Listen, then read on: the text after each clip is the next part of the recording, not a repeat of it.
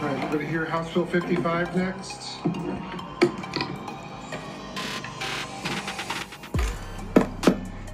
right. 23 witnesses.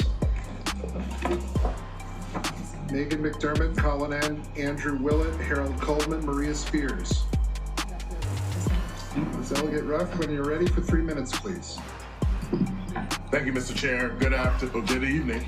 Mr. Chair, Madam Vice Chair, and the hard-working members of the House Judiciary Committee.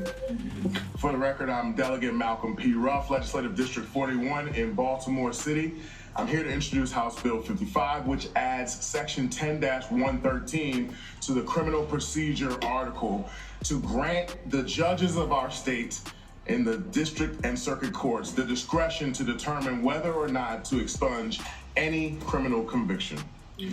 First, I want to note that this bill has been identified by the Legislative Black Caucus as a priority on our legislative agenda. One unfavorable piece of testimony on this bill stated, and I quote, "Criminal records have nothing to do with racial equity." However, please read the racial impact note. It states, this bill's good cause expungement provisions will likely impact Black individuals to a greater extent as these individuals are overrepresented in charges, arrests, and incarceration for many crimes at a disproportionately high rate, making them also disproportionately affected by the collateral consequences of a criminal record. Second, I must note that it's clearly an auspicious sign that on House Bill 55, exactly 55 advocates have submitted testimony favorably, urging this committee to pass this bill, including the Center for Urban Families, Maryland Legal Aid, the Maryland Public Defender's Office, Out for Justice, the ACLU of Maryland, the University of Baltimore Law Center for Criminal Justice Reform, and the National Association for Public Defense. Criminal records cause and are the consequence of poverty and have terrible effects on employment prospects for an estimated 25% of working age Marylanders that have a record. Demographically, 71% of Maryland's prison population is Black, the highest in the nation, and 1 out of 3 Marylanders returning from incarceration are returning to Baltimore City. Maryland has a variety of laws that prevent Marylanders from accessing expungement services needed to reintegrate into society.